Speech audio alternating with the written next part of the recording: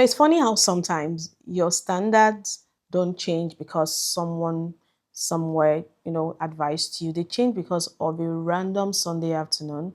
One moment that was inconsequential, you almost didn't even think about it until years later. And then you realize, oh, that was the day I stopped, looking for one thing and started looking for something completely different. For me, it started with a pot of rice. Hi guys, welcome back to Becoming 30. If you're new here, this is a series where I'm documenting the conversations, the lessons, the unlearning shaping me as I turned 30 in a few months. Today's conversation was something I did not expect to learn from dating.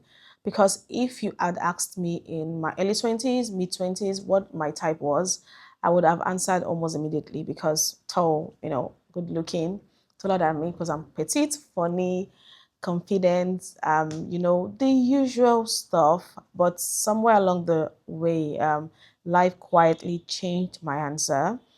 Not because someone told me my standards were wrong. No, they are not wrong. But because experience as a way of showing you what actually matters when everyday life actually begins in the real life. There was one Sunday afternoon that I have never really forgotten. I was dating someone at the time and he had come over to my place for lunch on Sunday. I was in the kitchen making rice, nothing really special, just rice and stew. Just a normal Sunday. Everything was going fine until my gas finished. Yes, my gas finished. My gas finished. Now, if you have ever been halfway cooking when your gas finished, you know that you can. It's a very very crazy feeling.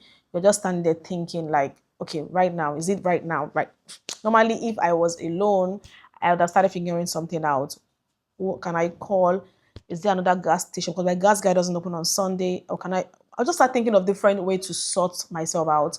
My quickest solution, right? But that's how my mind works. I always try to solve problems fast. But this time I wasn't alone. The person I was dating was right there in my living room. So I came out and said I told him that the gas just finished. Not because I wanted him to magically fix it. Like no, I was simply sharing what has happened, and then nothing. I mean, he didn't stand up. He didn't ask what can we do. He didn't say anything.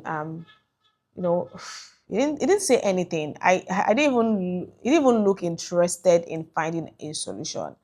He just stayed exactly where he was, scrolling on his phone. And I remember standing there for a few seconds, almost waiting for something, not because I expected him to have all the answers, but because I expected movement, urgency, curiosity, initiative, just something, anything, Instead, it felt like the problem belonged to me alone, right? And looking back now, I don't even think I was upset about the rice anymore.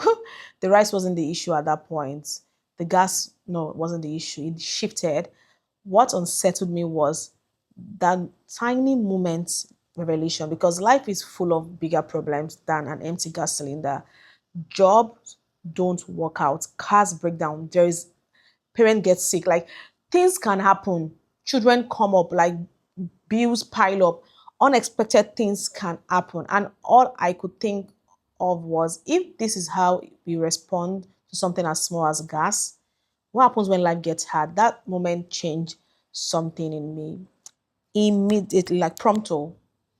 I think because I am a firstborn, I have spent most of my life taking initiative. If something needs to be done, I notice it and I'm running on it. Like if there's a problem, I naturally, start looking for solution because it's how I grew up. It became my second nature, right? And realized that I didn't want someone who just loved me. I wanted someone who looked at life the same way, someone who didn't wait for instructions before showing up, someone who saw a problem and instinctively thought, no, how do we solve this together? Not because they are trying to control my narrative, but because they care. That to me is leadership. Not the authoritarian type, not the type that always want to have the final say, because you can't even have that with me. But the kind type, the kind that serves, the kind that notices things, the kind that steps in when it matters. You know, that for me was leadership. That Sunday completely changed how I looked at relationships. Before then, I think I was more impressed about your personality, if we vibed well, as long as you love me. After that time, I started paying more attention to your posture, the posture of your movement when it comes to me. Urgency. Like when things go wild, do you just freeze? Do you disappear? Do they expect someone else to carry, the burden, or do they naturally move towards the problem? Because love isn't built on the exciting days. Let that sink in. It's built on the ordinary Sunday, ordinary Wednesday. It's built in the kitchen, in traffic, in the hospital, on bad days, in difficult conversation, in moments when nobody planned for things to go wrong. Those moments reveals who really the person is, who are they really. Those moments really reveal. So if you ask me today whether my type has changed, I'll say yes.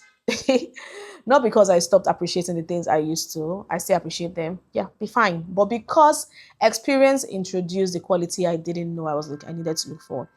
These days I'm drawn to people who pay attention, people who take responsibility, people who don't need to be managed before they show care, people who see life as something we carry together.